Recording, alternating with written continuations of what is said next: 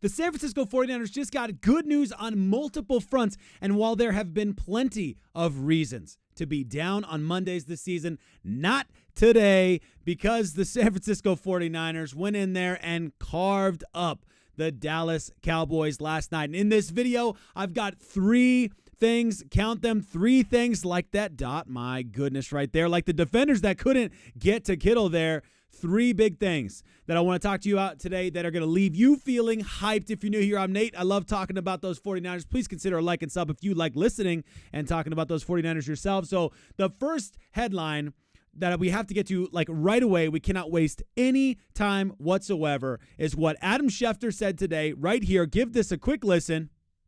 Here, as of right now, might be the first positive Christian McCaffrey injury update of the entire season. Yep, here we go. Ready?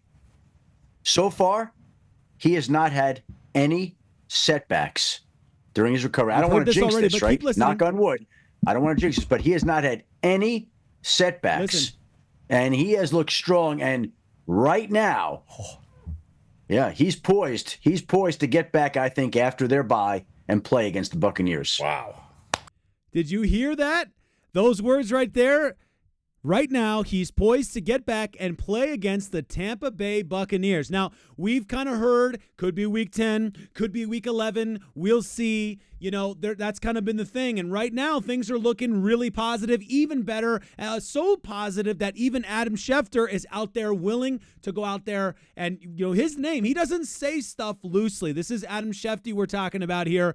And let's not forget who this guy is. Let me know in the comments, how important is Christian McCaffrey on the second half of this season, on the latter half of this season, and really the business end of this season? How important to you is Christian McCaffrey? Because to me, I think this man right here is absolutely essential. 100% essential. Yes, we can pick up some wins without the guy, but boy, we don't look as dangerous without him, do we? My goodness. Let's not forget who this guy is, guys. In the regular season last year, nearly rushed for 1,500 yards on the ground, rushed for 14 touchdowns. In the air, he, what do we have? Nearly 600 yards in the air and 7 tutties in the air as well. He was Offensive Player of the Year for a reason, and the 49ers look like a team a lot of times this season that has been missing not just his ability, but it's the threat of his ability and it's his attitude. It's the attitude he brings. Because when Jordan Mason at times this season is just absolutely pummeling guys and falling forward, which he has not done the last couple of weeks because of that shoulder injury, I think, it does something. It rejuvenates. It gives energy to the offense. And there's something that it opens up because defenses know this. If I hit this guy 2 yards after, 2 yards beyond the line of scrimmage, he's going to get 4 yards on the play. He's going to get 6 yards on the play. Like, they're hitting him in the backfield, and he's still managing to get so many yards in the first handful of games of his actual NFL career as a starter, which is pretty special, of course. And we got to give credit, though, to, that kind of mentality is what Christian McCaffrey gives every day. There's a reason that Jordan Mason, after the first game of the season, is like, dude, you do this every single week? Of course, because it's that different. It is that hard to play that position at that level, at that intensity, and Christian McCaffrey is one of the few guys in the NFL who can do it. And you know what? We need him back. We need him back.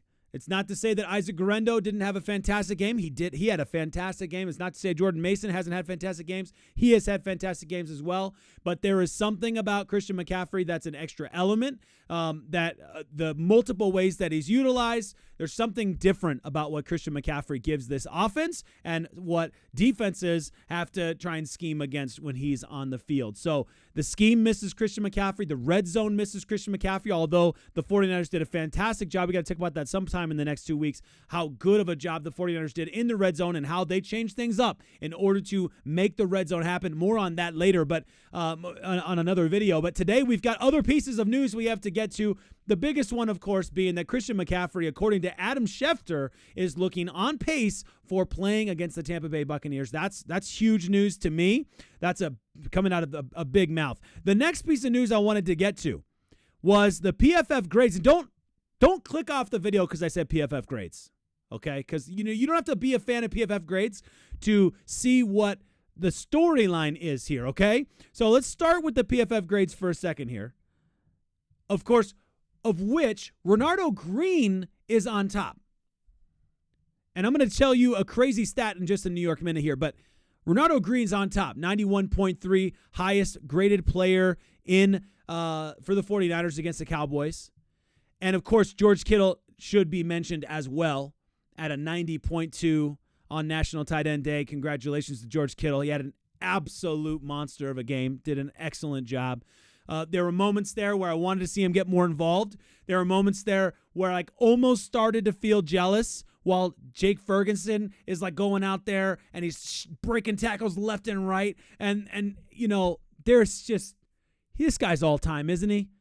Isn't George Kittle all time? He's just so incredible. It's like you can't even look the other way and find a guy that makes you, wish you could trade spots, because even 5 seconds into like, ooh, man, I wish we were doing that more, George Kittle goes out there and does it well. Jair Brown, also honorable mention. Deebo Samuel had a pretty solid game. I wish that touchdown is not called back for that hold by Eric Saubert, because, that's what Deebo deserved in that game. Then Diamond Lenore, fantastic game again. That guy, we need to get him paid. My word, we got to pay that guy. But here's the stat I told you I was going to get to here from Pro Football Focus. 94.6% or 94.6 coverage grade, 93.8 single coverage grade this season, second in the NFL when in single coverage. Given up 8 total yards in single coverage in 2024. Guys, he's a rookie. He's a rookie. You guys, we're not doing enough to celebrate what this young man has done. And he had to fight for his spot on this team. And we know 49ers loved him because he has the threat of being able to play in slot corner as well. But right now, dude, this guy's killing it. And if I were the 49ers right now, I'd be licking my chops at what is happening with this rookie class right now. We're going to talk about another rookie in a minute here, and I'm just absolutely blown away. Let me know in the comments what you guys think about Renardo Green. Big up in that guy. He's absolutely fantastic. One more thing I wanted to get to. I did tell you 3 things. The first one, of course, was Christian McCaffrey, picked by Adam Schefter, of all people, to be ready, if all things keep going the same direction, for the Tampa Bay Buccaneers. Number 2 was Renardo Green and his incredibly high rating, and the stats that he's putting up in single coverage are incredible. I almost said second to none, but not second to none. Almost. He's close. The third one is Ricky Pearsall. Nick San Miguel had an explosive article for Niner Noise on Ricky Pearsall that we got to talk about. But coming into this game, guys, just because context is so important, and we get so caught up in the moment of the highs of the wins and the lows of the losses. We have to remember the context. Coming into this game, Ricky Pearsall, controversial coming into the game. I told you here, I shared what Greg Cosell mentioned about how he was running great routes. And everyone's like,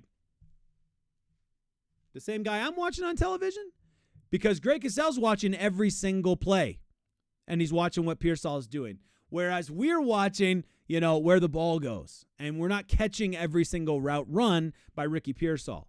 And then we're making our judgments based off of, as Mark Willard said, 12 seconds of football, right? So all of those things, put aside for a second, the context was pretty straightforward.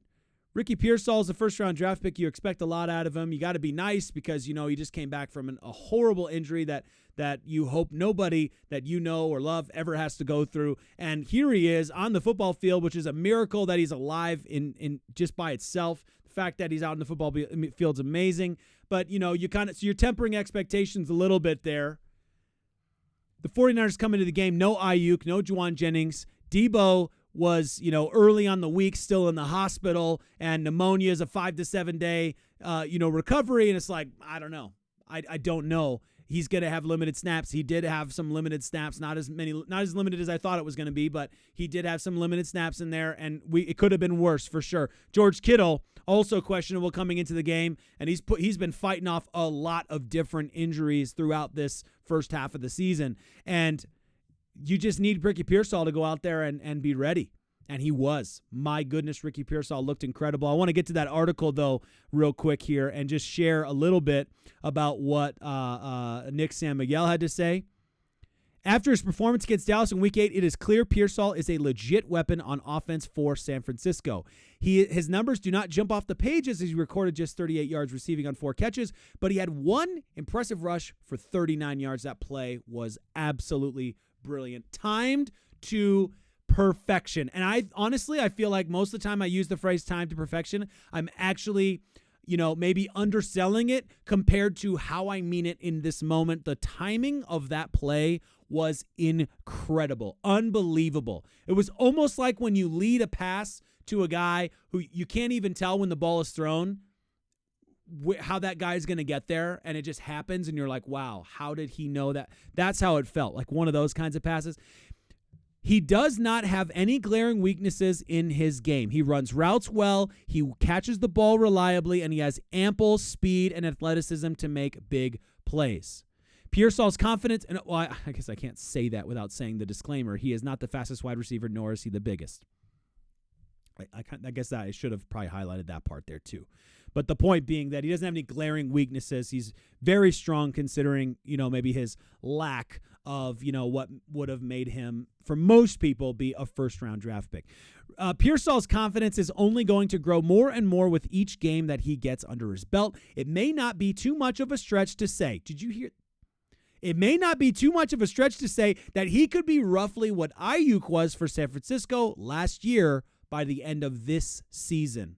Whoa, that might be a little bold for me, but Nick, I love the confidence, man. I love the confidence. As the rookie keeps getting better and quarterback Brock Purdy and head coach Kyle Shanahan gain more trust in him, Pearsall is a remarkable story.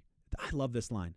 But he has now become a legitimate threat on offense and could be a big factor in helping the 49ers get back on track in the second half of the season. He is more than just a story. He's a fantastic football player, and we should be talking about his game, not just his injury. I love that take from Nick Samuel there. Great article there. As I mentioned, maybe a little bit too bold for me. I'm not sure if I have that kind of confidence quite yet, but I will say that it's not unfounded. There's some great stuff that we saw out of Ricky Pearsall, and I cannot wait to see more because this young man was plucked early compared to what most people thought he was going to do in the draft. Very, very few people had him going that early off their draft boards, and he's clearly something special.